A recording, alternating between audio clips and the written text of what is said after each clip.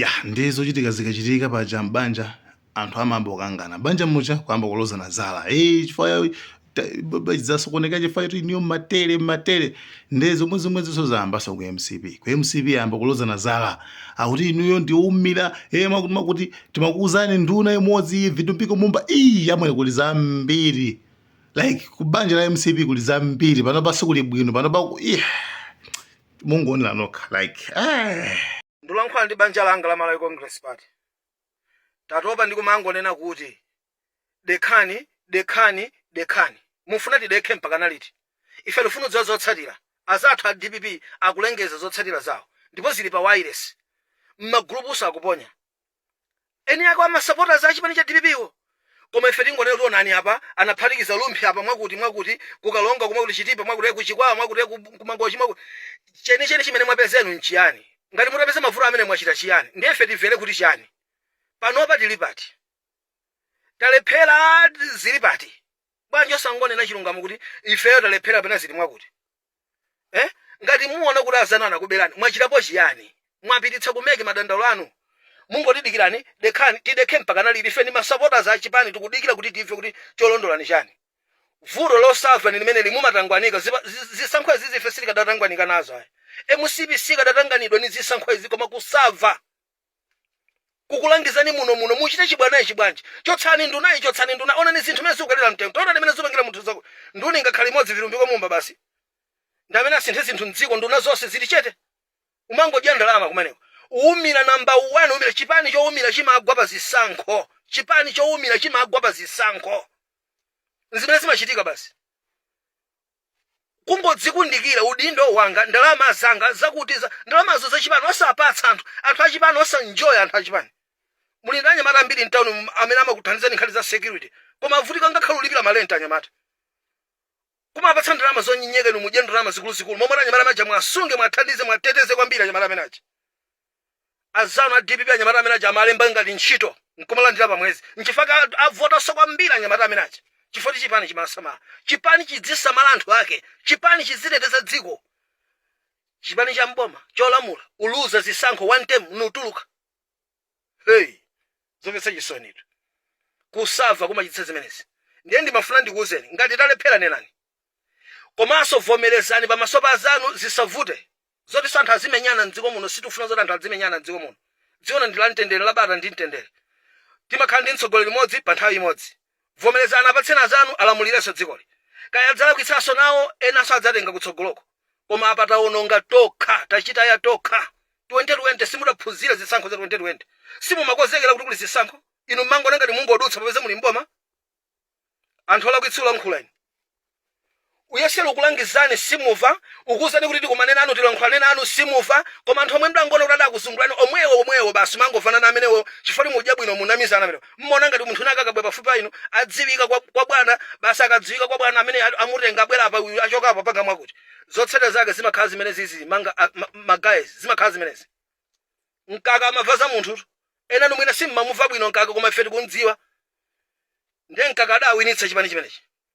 lero tuli chani lero ukataya anthu ene wabafula anthu ene amafunika pa nthenga ti zelu niyofunika kwambiri osati mango munamiza president mwakuti lero muti chani kwa president mukamupatsa uthenga wanji president chabwera panopa mukampatsa uthenga wa zochititsa manyazi kwambiri sitimene lokhala ife uchita zimenezi zochititsa manyazi kwambiri ife ngati masupporters tufuna tive kuti muti chani ino MCP voters mobilization tuzeni zoona mulipatsa update yona anyamata amene mupangana za IT ngokhumuda amene simudathandize kanthu anthu alibe ndalama mthumba koma agwire ntchito ufuna kuthandiza chipani koma alibe kanthu azanu ndi system azanu sawo mina ndalama magawanda amadza kuti uwina zisankho ndalama munthu sawina zisankho popanda ndalama muzidziwa kugwira ntchito as a team mundidenso mundilondole muchitaso zimene mungafuna uchitazo koma tikuva kuwawa supporter weniweni wa chipani cha Malawi Congress Party kuva kwa anthu adwala mapipi m'midzi ndino anthu amtundu wanja zathu ine mulibe manyazi temu imodzi tituluke mboma ndakuwuzani kuti mufuna kwati tituluke mbomamu ife zuti baba zimenezi koma MCP ya ulendo una chimwene Tembo adasunga chipani kuononga atu chipani kuthatu chipani muti ndi chani kwenikweni tiuzeni zoona lelolo likamalowa dzuwa litive kuti chimene mukulankhula ndi chani osati zimene muti ngotuza dekhani tidekhe kuti chani ife tifuna kuva zotsatira tidekhe kuti chani azathalo sangalala kuko ife tidekhe kuti chani ayi chibwana chimenecho osati panga ifeya timavota ndifeyo aja mmalondola kumudzi aja ndifeyo ndi osati panga zimene kuti dekhani tidekhe chani voti titaponya tidekhe chani chibwana chochita inu tidekhe ife ife nafeso ife ndachinyamata fachinyamata pa mangochi ukundimvesesa inu magaya members usapusisa anthu leloli ukundimvesesa olo ameke asana uluze kuti wawina ndi ndani inu mukafike pa radio ndikumauza anthu kuti ayi achisale tikhululukeni ife ma members a DPP kulibe zimenezo zachisale sangamve nanunso achisale ngati mukuvomereza izizi ndeti tiona kuti anthu afuna atipange ife uchisimu palibe amene akuvomereza izi inuyo maphandu mulilongo muja matenga zikwanje kuotcha zinthu za anthu panopa ndi nthawi ya anyamata a DPP so pano ngati ifeyo inu tikupanga za inuyo osati kapena achisale ayimire zimene nanunso inuyo achisale munthu wamkulu kwa anyamata ngati ifeyo zimene sizikuchitika anyamata amene wolo kuulusa sana ulusa angofika kunena kuti ife takhululikira zichani zimene amapanga ife tikuziwa anyamata acheta amene wo palibe apapa ife kungolowa tikuloweramo zoyamba tupanga sort out ino munene munthu mmodzi inunso ngati zimene zikuonekeramo inu ndi anthu amodzi amene munapha chilima mundimvesesa inuyo ndi gulu limodzi la anthu amene anakutuma president kuti mukaphe kumene kuja mukamenye achilima mpaka mwalire ife zonse tikuziziwa leloli osati DPP ya wina inunso achisale osati mwakupangiseni anangati amene uchisilu yayi zimene sizigwira mundimvesesa inu anyamata kulilongo ifeso anyamata kumangochi panopa tikupanga tifuna tipange za inuyo ine tikugwirani munene zeni fuka apa pazikuoneka ngati kuti inuyo na amene munapandani achilima why inu leloli olo kulenge sasa nalengezi mungofika ineyo ifeyo tantoti pakali pano basi tikudikira apapa basi tikupanga resign ku MCP bwanji MCP yatani MCP yaluza akutene zimenezo ndendani palibe inuyo something is wrong palibe musapangisa anthu uchisilu ife inuyo anyamata kulilongo na amene mmapha anthu kumakutuma na president acha komanso muli involved nkhani ya chilima icho inuyo anyamata ake palibe so wina usadamiza achisale kuti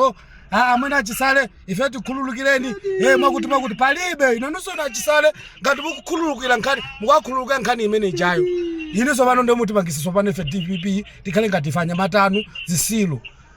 mukundimvesesa mugwese so pano DPP ija after 5 years iso ndi yayikulu tu apa so pano ndio mukalola inu achisale mwalola anyamata amene acha kuti kwamba kuti abwera pa media ndi azilengeza zimene akunena zija ife situkulola ngati fanya mata kumangochi situkulola inu anthu akupha ndikupha kwanu kucha teso pano ife tatenga boma tilimbana ndi ndani ndi inuyo so pano musaone ngati achisale alibe nzeru yayi palibe pamene mukupita osati zoti ina DP the example ndikuti apo mukutanthauza kuti chipani chicho chose chimene chiziwina inu muzilowa umene muzipanga uchisiru wake umene uchi palibe pano patatana basi fire In the prophetic ministry, God showed us 2018 about everything, that you'll be a president. And God showed us that the first 5 years to be very tough. You will achieve many things, but not as you planned. And the Lord showed me that God will give you another second term. And in this second term, you can mark my words, you will do massive economic development of our country. And in this second term,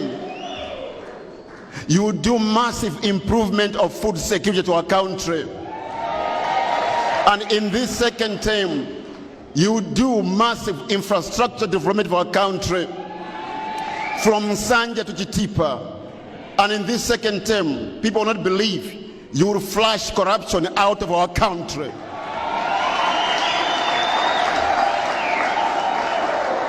The Lord spoke. The first part is done. The same God will fulfill the second part. About my prophet,